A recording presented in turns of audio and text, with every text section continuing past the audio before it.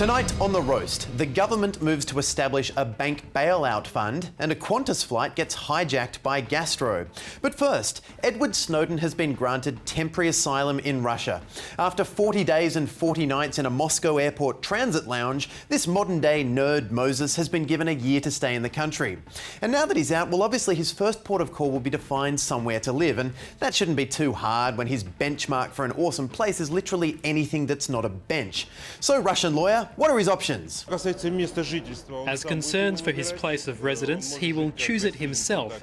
He can live in a hotel or an apartment. Cool. And when he does find a place, his number one priority will be finding that cute little nearby cafe with the great coffee and the pretty barista who that one time wrote his name with a love heart instead of a full stop. So what does that mean? Is she interested? It's so hard to tell. Wait, no, that's his second priority. The U.S. has sought to assure Moscow that they would not torture or execute Snowden if he were extradited. Staying in Russia is his number one priority. It's like a gap year he doesn't want to end because he's having the time of his life and meeting all these great new people and doesn't want to be executed. So could he stay there forever? Well, Rachel Corbett filed this report from Moscow. Russia has offered Edward Snowden 365 days of asylum, but he's certainly hoping he can turn that into something more permanent. To get that residency, however, he needs to prove he's an asset to Russian society. First up, he's going to need to find somewhere to live. Hi, my name's Edward. I'm a 30-year-old...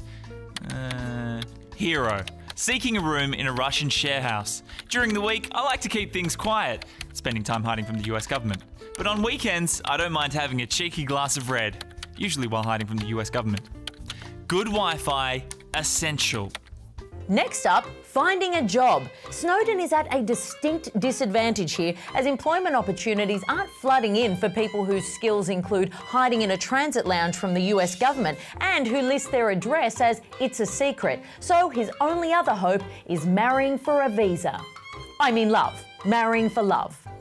No one wants to date a fugitive, but Snowden will be able to save on postage on a mail-order bride, although it may hit the rocks when she realises he needs her passport more than she needs his.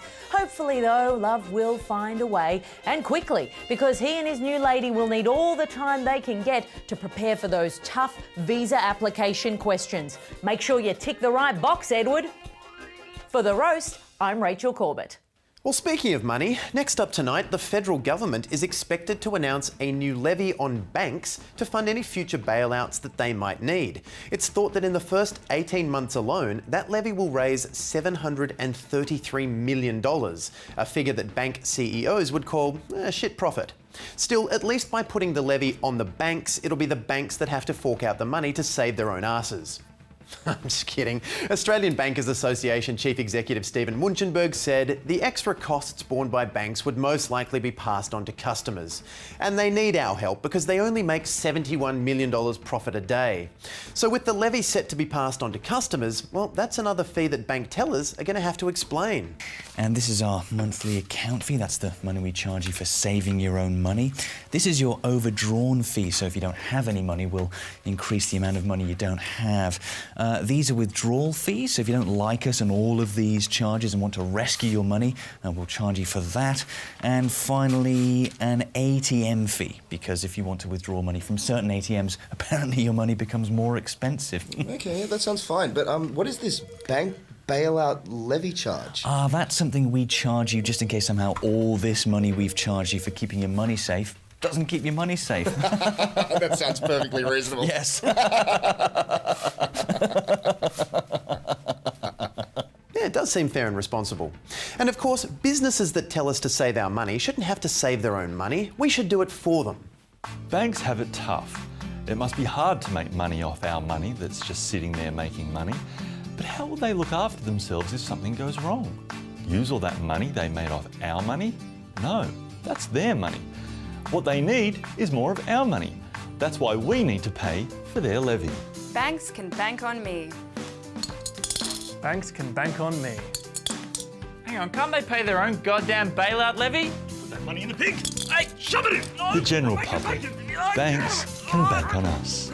Now, it's currently being suggested that the money from these charges will appear as government revenue for accounting purposes, meaning that the budget could go into surplus with money that can't be touched. Thus, if banks continue to not fail, we could see a giant unusable surplus in the future.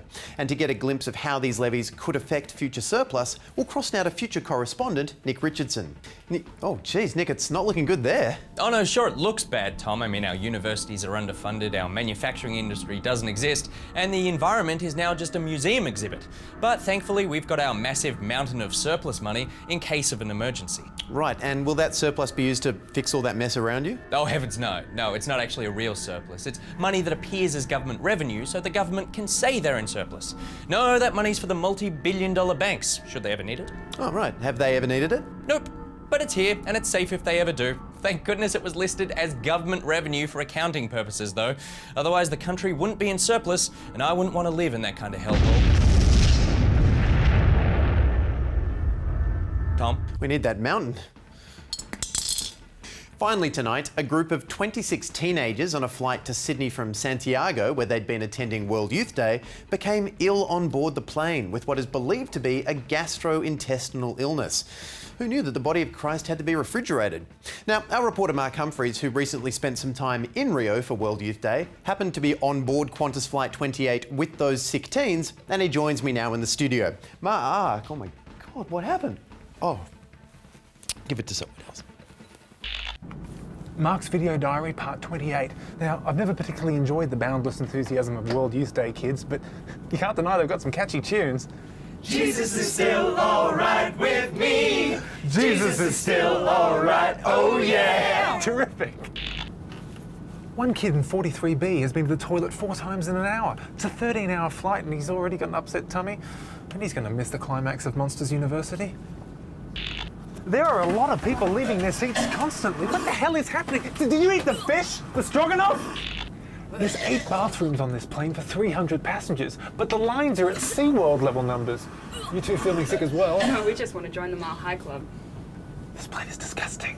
I have quarantined myself in a blanket barricade, but the sickness is everywhere. Help me. The green mist got me. Get your own sick bag. The sickness is taking me. No.